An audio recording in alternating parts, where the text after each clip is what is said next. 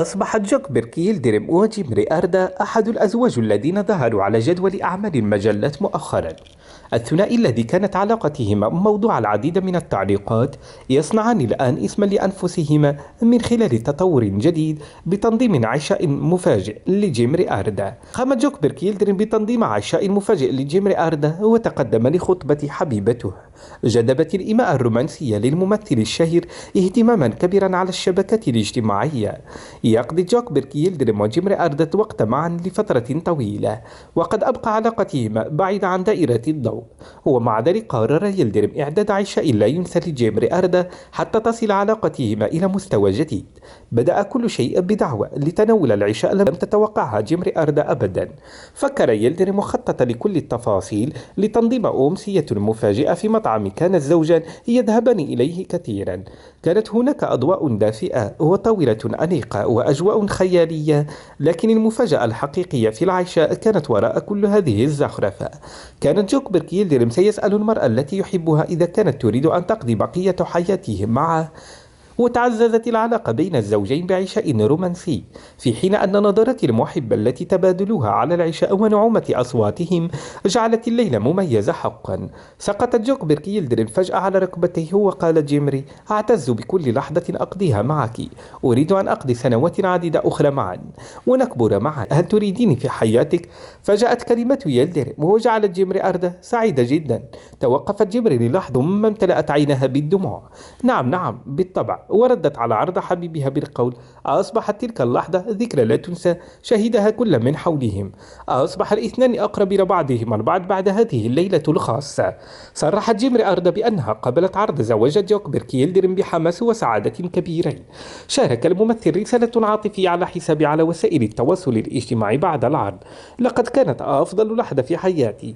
الحب الذي يشعر به جوكبرك بالنسبة لها يزداد عمقا كل يوم.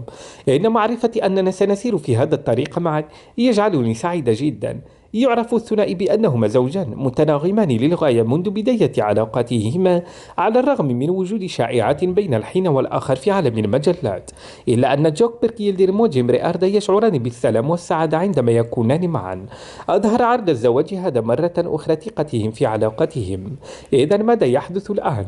هناك الكثير من الفضول حول خطة زفاف جوكبرك يلدرم وجيمري أردا بعد عرض الزواج. وعلى الرغم من أن الزوجين لم يعلنا عن موعد زفافهما في الوقت الحالي، إلا أنهما أخبر دائرتهما المقربة أنهما يخططان لإقامة احتفال كبير قريبا.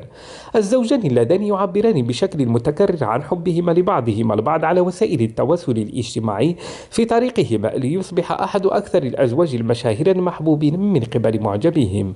قال جيمري أردا عن عرض جوكبرك يلدرم: لم نحدد موعد للزفاف بعد، ولكننا بالتأكيد نريد الاحتفال بهذه اللحظة الخاصة معا. في الوقت الحالي نركز على بعضنا البعض ونأمل أن يتشكل كل شيء بمرور الوقت. فضل جوكبرك يلدرم وجيمري أردا إبقاء علاقتهما سرية منذ البداية، وبينما ركز الممثلان على حياتهما المهنية كما دعموا بعضهما البعض في حياتهما العاطفية. يرى جوكبرك يلدرم أن جيمري أردا هي أكبر داعم له على الصعيدين المهني والعاطفي منذ اليوم الذي التقيت بها. من ناحية أخرى تدعي جيمري أردا أن يلدرم كانت تثق به كثيرا دائما حياته الخاصة وكذلك في حياته المهنية. وقد انعكست علاقة الزوجات على نطاق واسع على شبكات التواصل الاجتماعي وما شابه، والتعليقات التي يتلقونها على كل منشور تكشف مدى عمق الانسجام بينهما. هذه الأمسية الرومانسية التي بدأت مع عرض زواج مفاجئ من جوكبرك يلدرم اكتسبت مكانة خاصة في قلوب الزوجين ومعجبيهما. تظهر هذه اللحظة الخاصة بين جيمري أردا وجوكبرك يلدرم مدى نضج علاقتهما ومدى تقديرهما لبعضهما البعض. يرمز هذا الاقتراح إلى خطوة نحو مستقبل سعيد سيقضي فيها حياته بأكملها معها. ينتظر المعجبون بفارغ الصبر معرفة موعد الزفاف في الأيام المقبلة، وينتظرون بفارغ الصبر أن يشارك الزوجان لحظتهما السعيدة مع جمهور أوسع. يعد جوكبرك يلدرم وجيمري أردا أحد أكثر الأزواج الأزواج المشاهير الذين تم الحديث عنهم وطرح الأسئلة عليهم في الآونة الأخيرة. على الرغم من أن الزوجين تمكنا من إبقاء علاقتهما بعيدا عن دائرة الضوء، إلا أن علاقتهما كثيرا ما تم طرحها مؤخرا على جدول الأعمال، ليس فقط من قبل معجبيهما ولكن أيضا من خلال عالم المجلات. ومع ذلك الليلة الماضية أثار عرض يلدرم المفاجئ للزواج من جيمري أردا ضجة كبيرة على وسائل التواصل الاجتماعي وفي الصحافة. كانت العلاقة بين الاثنين حذرة للغاية منذ البداية.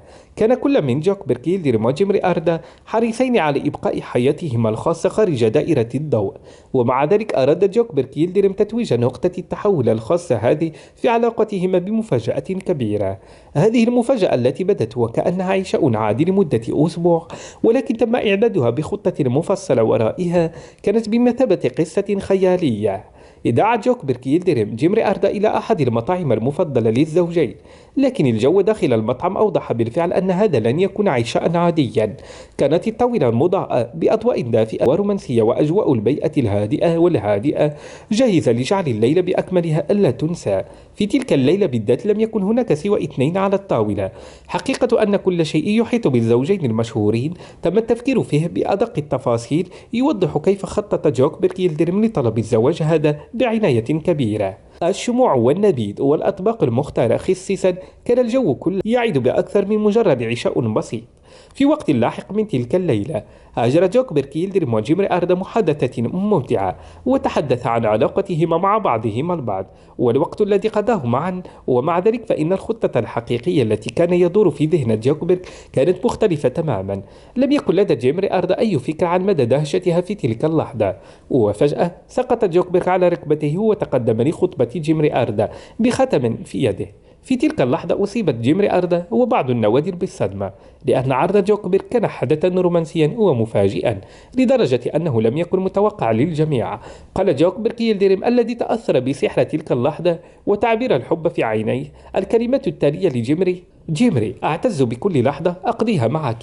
أنا فخور بوجود امرأة مثلك في حياتي. أريد قضاء المزيد من السنوات معا. أريد أن أشاركك كل لحظة. هل تريديني في حياتي؟ هذه الكلمات فاجأت جيمري أردا وحركتها. الحب العميق في عيني يلدرم والثقة التي وضعها بها جعلت عرض الزواج هذا لا ينسى. توقفت جيمري أردا للحظة متأثرة بسحر اللحظة والدموع في عينيها. قالت: نعم نعم بالطبع. وردت على جوكبرج قائلة: لقد وصلت إلى نهاية الفيديو الخاص بي. شكرا لكم جميعا على مشاهدة الفيديو، ولا تنسوا وضع لايك والاشتراك في القناة. وداعا.